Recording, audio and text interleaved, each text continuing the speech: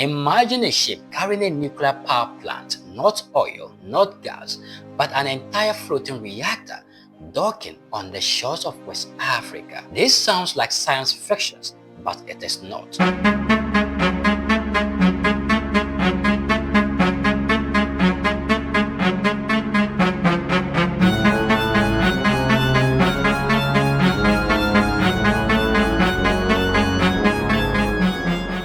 Ghana could soon become the first African country to benefit from Russia's cutting-edge floating nuclear power unit technology. Russia and Ghana are in advanced talks to make it happen, and if deal goes through, Ghana could soon become the first African nation to host a floating nuclear power unit built and powered by Rosatom, Russia's atomic energy giant.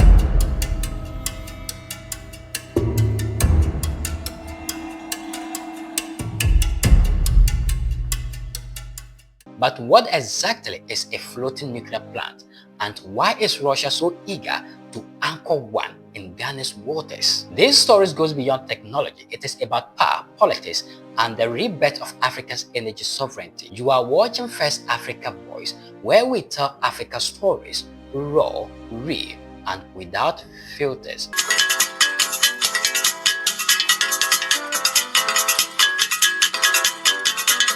Ladies and gentlemen, welcome to the channel. My name is Paul Lingua. Now, let's dive into the story and break it down together. Ghana's power demand is growing fast. The country's economy, from aluminium smelters to data centers, needs more reliable, cleaner, and cheaper energy. For decades, the dream of a nuclear-powered Ghana seemed distant, expensive, complicated, and politically sensitive.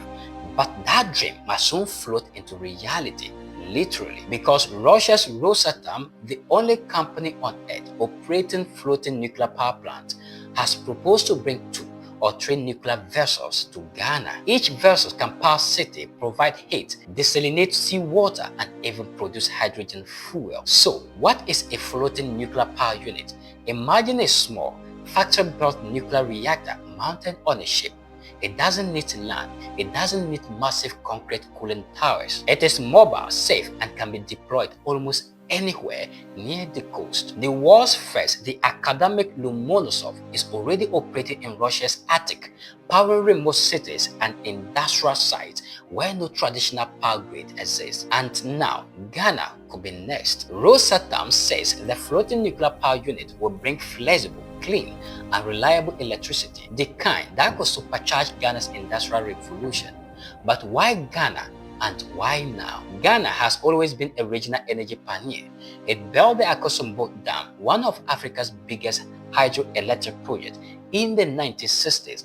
It led West Africa in renewables, gas expansion, and now nuclear ambition. For years, Ghana has worked with the International Atomic Energy Agency to prepare for nuclear power. Sites in the western and central regions are already identified for future land-based reactors. But floating plant will give Ghana a head start without the billions of dollars needed to build a conventional nuclear station. Rosatom's preferred model for Ghana involves selling electricity directly rather than requiring the country to make heavy upfront investments. It is nuclear power without the financial headache, but some are asking, what is the catch? At the World Atomic Week in Moscow, Ryan Collier, Rosatom CEO for Southern and Central Africa, confirmed that negotiations are moving forward. We have had discussion with Ghana, he said. There is reciprocal interest. We are working on what will be most suitable and beneficial for the country. Ryan believes the deal will close soon,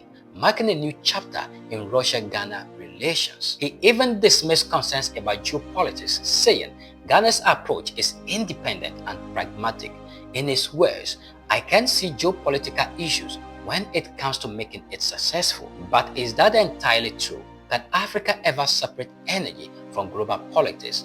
Let's face it, nuclear power is never just about electricity, it is about influence. The US, China, and Russia are all racing to supply Africa's next generation of reactors, and Ghana, democratic, stable, strategically located, is a prime partner. While the US and China have already been shortlisted as vendors for Ghana's future land-based plant, Russia's floating model is a shortcut, a way to plug into nuclear energy now, not decades later. It is a quite geopolitical chess move, one that could make Ghana a regional energy hub, exporting clean power across West Africa.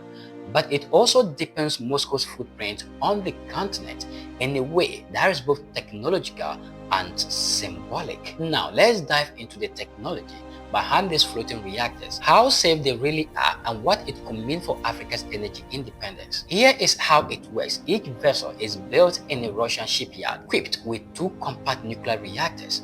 They are towed to their destination, say Ghana's coast, and connected to local grid. After 7 years of operation, they are swapped out and sent back to Russia for refueling and maintenance while a new one takes their place. No downtimes, no waste management hedges for Ghana. Rosatom says this system guarantees uninterrupted, safe energy even during natural disasters like earthquakes and tsunamis. These are the same reactors that power Russia's nuclear icebreakers, vessels that cut through frozen Arctic seas. If they can survive the Arctic, they can certainly handle the Atlantic. If this deal goes through, Ghana won't just be getting only electricity, it will be getting energy independence. Industries could run without interruption. Desalination plant could solve water shortages. Hydrogen production could open new green energy markets. And Ghana could lead the ways for the rest of Africa, showing that nuclear innovation doesn't have to wait for the West. Already, several African countries, from Egypt to South Africa to Nigeria,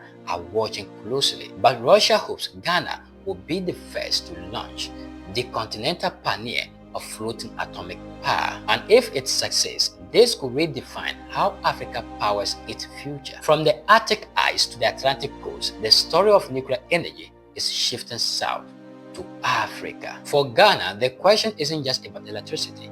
It is about taking charge of its destiny and daring to lead where others hesitate. Because in the end, the real power doesn't come from uranium, it comes from vision.